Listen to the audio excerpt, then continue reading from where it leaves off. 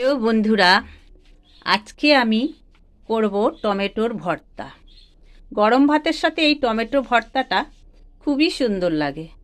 তো প্রথমে আমি একটা গ্যাস চুলায় কড়াই বসিয়ে দিয়েছি। কড়াইটা গরম হোক, ততক্ষণে আমি 8-10টা টমেটো কেটে নিয়েছি। এতে আমি সামান্য নুন আর হলুদ মাখাবো। তারপরে এটাকে আমি কড়াইতে একটু তেল দিয়ে গরম করে তাতে ভাজবো। তো প্রথমে আমি এই নুন আর হলুদটা মাখিয়ে নিচ্ছি গায়ে। কড়াইটাও আমার গরম হয়ে গেছে। তো এবার আমি একটু সর্ষের তেল দিয়ে দিলাম ঘুরিয়ে ঘুরিয়ে, খুব বেশি তেল দেব না। ওকে, এইবার আমি এইগুলোকে একটা একটা করে তেলের উপরে ছেড়ে দিচ্ছি। এটাকে আপনারা টমেটোটা পুড়িয়েও নিতে পারেন। যেহেতু আমরা শহরের লোক, আমাদের উনুনের কোনো ব্যবস্থা নেই, তাই আমি এটাকে এইভাবে ভেজে নেব।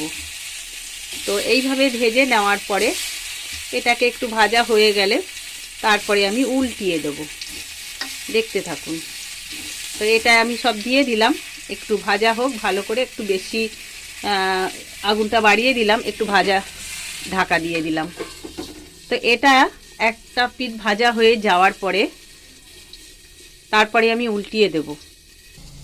তো এবার আমি নিয়েছি খানিকটা ধনেপাতা কুচো করে, আর নিয়েছি ছোটো গোছের 2টো পেঁয়াজ কুচিয়ে, আর নিয়েছি গ্যাসের পাশে 2টো শুকনো লঙ্কা। এই 2টো ভেজে গুঁড়ো করে এর সাথে আমি ভর্তা করব। তো দেখা যাক আমার টমেটোটা কতটা সিদ্ধ হলো, ভাজা হলো। তো এবার একটু ঘুরিয়ে দিই। দেখুন আপনারা, এই যে হালকা হালকা কালো দাগ হয়েছে, এটাই খুব সুন্দর মজা লাগে খেতে। পোড়ালে তো আরও ভালো লাগে, কিন্তু পোড়ানো তো যাচ্ছে না।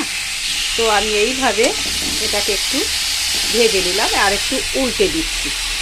এই পিঠটা হয়ে গেলে আমি এটাকে ভর্তা করে নেব, এবং গরম ভাতের সাথে এটা যে কোনো তরকারির সাথে অসাধারণ একটা সুন্দর টেস্ট লাগবে। তো আমি এখানে শুকনো লঙ্কাটা ভেজে গুঁড়ো করে দেব। চাইলে আপনারা কাঁচা লঙ্কা দিতে পারেন। তো সেক্ষেত্রে একটু টেস্টটা অন্যরকম হয়ে যাবে, তাই আমি শুকনো লঙ্কাটাই পছন্দ করি। যাদের প্রবলেম আছে তারা কাঁচা লঙ্কা দিয়ে খেয়ে নেবেন, তাতেও মন্দ লাগবে না। তো দেখুন, আমার টমেটোটা বেশ লাল লাল করে ভাজা হয়েছে, আর একটু 5 মিনিট ভাপে থাকুক। তো এবার দেখা যাক টমেটোগুলো আমার সিদ্ধ হলো কিনা। বাহ, টমেটোটা একদম রেডি হয়ে গেছে। দেখতে পাচ্ছেন টমেটোটা একদম সিদ্ধ হয়ে গেছে। তো এটা আমি এবার আস্তে আস্তে একটা পাত্রে নামিয়ে নিব। সব টমেটোটা আমি একটা পাত্রে নামিয়ে নেব। এই রকম একটু হালকা পোড়া পোড়া হলে বেশ মজাই হবে। এবার আমি একটু তেল দিয়ে দিব, সর্ষের তেল দিয়ে দেব। তারপরে আমি যে শুকনো লঙ্কাটা রেখেছিলাম সেই লঙ্কাটা ভেজে নেব।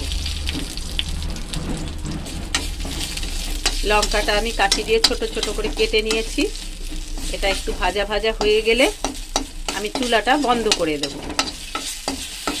তো দেখুন, লঙ্কাটা আমার প্রায় ভাজা ভাজা হয়ে এসছে।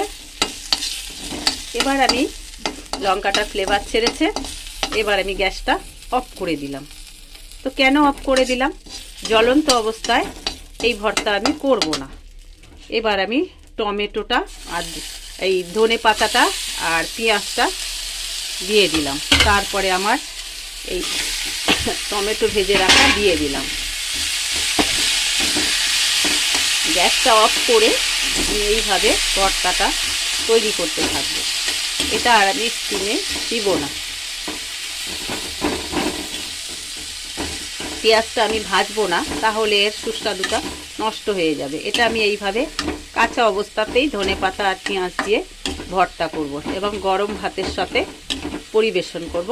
খেতে ভারী মজা লাগবে। তো ভর্তাটা আমার রেডি হয়ে গেছে। আমি প্রথমে নুন মাখিয়ে নিয়েছিলাম, তো আর একটু নুন দিব, কারণ নুনটা পরিমাণে কম আছে, আমি দেখে নিয়েছি। তো এইবার আমার ভর্তাটা হয়ে গেছে। এটাকে আমি পাত্রে নামিয়ে নেব এবং গরম ভাতের সাথে মজা করে খাবো। আপনারাও যারা এইভাবে খেতে ভালোবাসেন, ভর্তা তারা এইভাবে টমেটো ভর্তা, আলু ভর্তা, যে কোনো ভর্তা করে খেতে পারেন। তো আমার এটা রেডি হয়ে গেছে, এটাকে আমি এবার নামিয়ে নিচ্ছি। দেখুন ভর্তাটা খুব সুন্দর। এই হলো আমার টমেটো আর ধনেপাতা পেঁয়াজের ভর্তা।